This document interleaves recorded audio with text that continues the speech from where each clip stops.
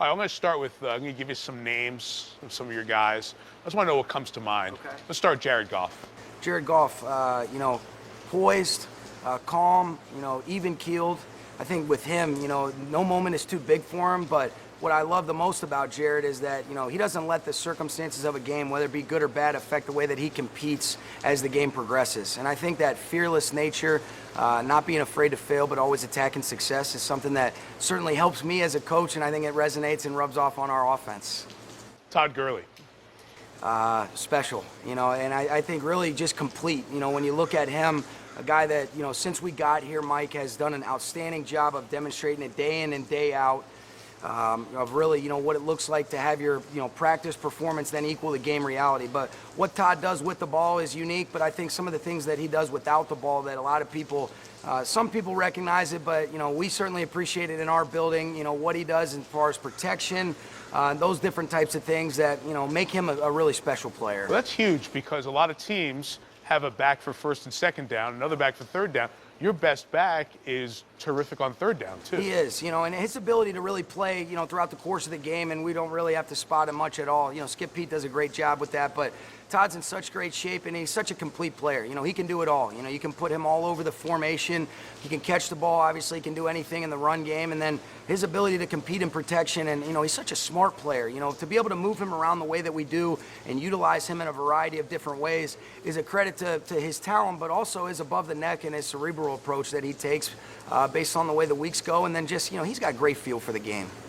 Aaron Donald. Dominant, and really another guy too, I think he epitomizes, I continue to, be impressed with just the way that he approaches things day in and day out, Mike. He always has the phrase, and I think it's perfect for him, hard work pays off. And he works so hard, he does it right day in and day out.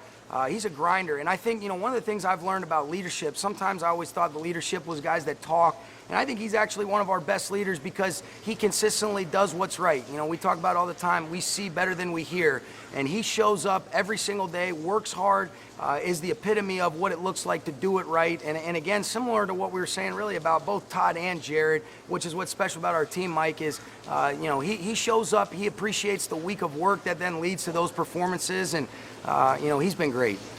What you all gained from last year going through the playoff experience that you're starting to see in the first three quarters and is going to help you when you get to the playoffs again? Yeah, I think really, whether it's success or not, I think just experience together, continuing to develop continuity, getting to know the people that you're going through these different things with. Inevitably, in football, you've got to be able to manage the ebbs and flows and be able to stay mentally tough, stay the course, stay connected and committed to each other throughout that process. And I think our guys have done an excellent job of really taking the ownership, understanding some of the things that we want to be able to represent and embody as a team with the way that we approach things, with the standards that we set. And I think it's just continuing to do that and everybody being accountable, but also everybody being supportive of one another and truly becoming a connected team that you can say it all you want, all right, but it ends up, you either you are or you aren't based on the way that you see guys compete together and support each other through the good and the bad. And I think that's what our players have done. And I just think, you can use that experience as something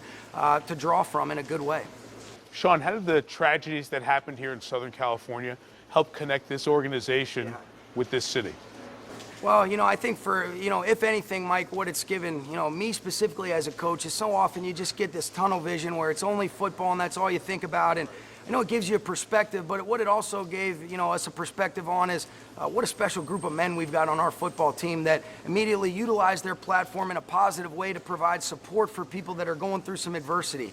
And that's what's right about football. That's what you love so much about sports is you can see people come together for a common goal and work together through the good and through the bad, to try to help alleviate, some stress of things that are going on in real life that, give you, such an appreciation for how blessed and lucky we are to be in the positions that we are. But, I think Andrew Whitworth said it best, and I think that's what our players have done. He said when he talked to the team, never once did he regret helping somebody that was going through adversity to do something, that was, for someone else.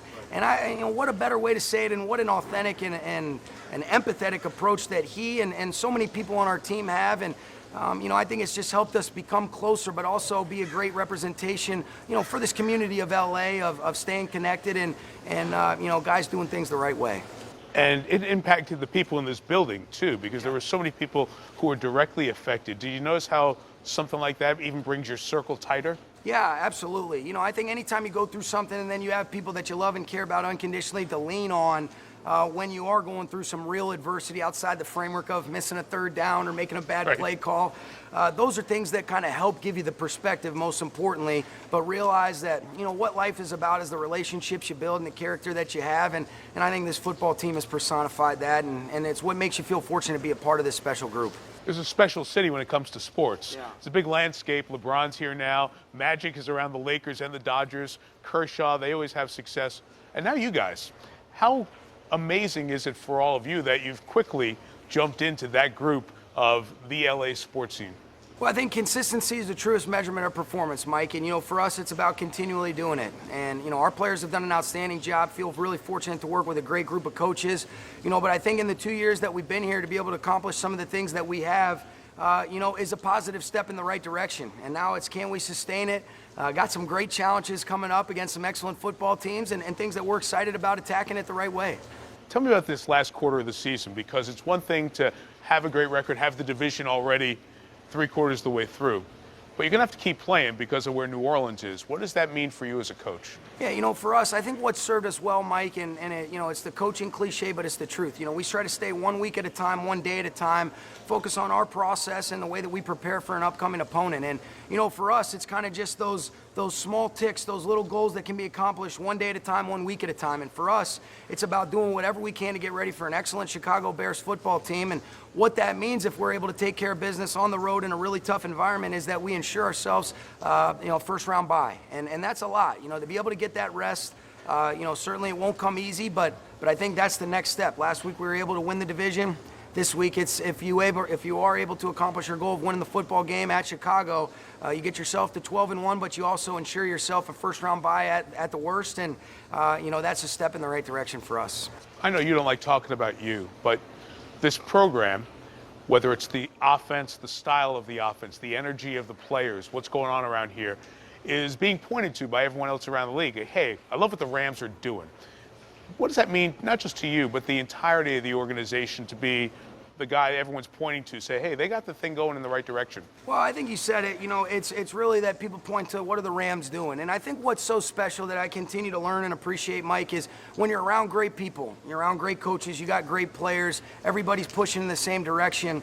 That can create an atmosphere and an environment that is authentic to who we are, how we want to operate day in and day out. And fortunately, it's led to us having success. But, you know, I think at the end of the day, we want to be able to have a structure, but you want to enjoy it. You know, you don't want to get caught up and not allowing yourself to enjoy the journey that takes place as you go through and navigate the inevitable ebbs and flows of a season. But, you know, we're just doing the best we can. And I know for me, you know, as I continue to learn, you know, being the, you know, year and a half into this job, what you appreciate more than anything else is it's about the people that you're around and the shared ownership that we have, both from our players, from our coaching staff, and really from our organization, I think is what makes it special. Two more. Wade Phillips, the value that he brings you of all of his experience, not just his football intelligence, but his experience as a head coach. What does that allow you to do as a head coach? Well, you know, for one, it allows you to have a sounding board for somebody that's been through a whole lot more than you have, to be able to bounce things off of. He always has a great perspective, and, you know, and he never pushes things on you, you know, and he's got such a good way about himself that,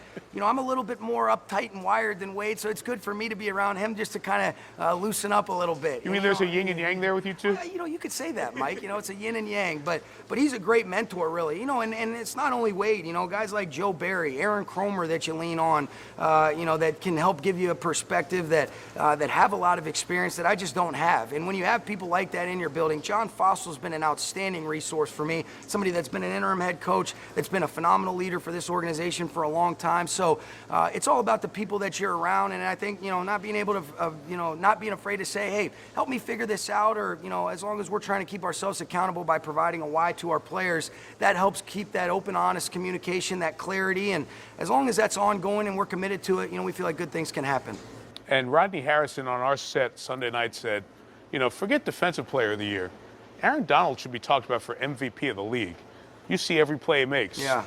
He's special, you know, and I think really, you know, we got a lot of valuable players on our team that you could make a case for, but I sure know this, he's really valuable to us. And what he's done And really he is, he played at such a high level last year. And he was Defensive Player of the Year, and I think that was well deserved. And he's playing at a really high level, and I would say and argue that it's a much higher level than he did last year. You got a play that you can think of that's an Aaron Donald example of what he's all about? Yeah, I mean, I think, making a play when you need it the most. The other day in the Detroit game, we were having, they did a good job slowing us down offensively. We were up 3, it was back and forth, they were stymieing us. He finds a way to split a double arm, strip Stafford. We end up recovering the fumble, and then 3 plays later, Todd punches it in. But it's just making those plays when you need it the most. We talk about competitive greatness all the time, being your best when your best is required.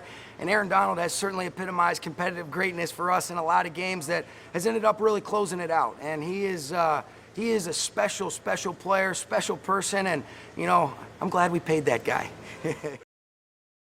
Hi, I'm Mike Tirico, and thanks for watching. Make sure to hit subscribe for the latest news and highlights from NBC Sports.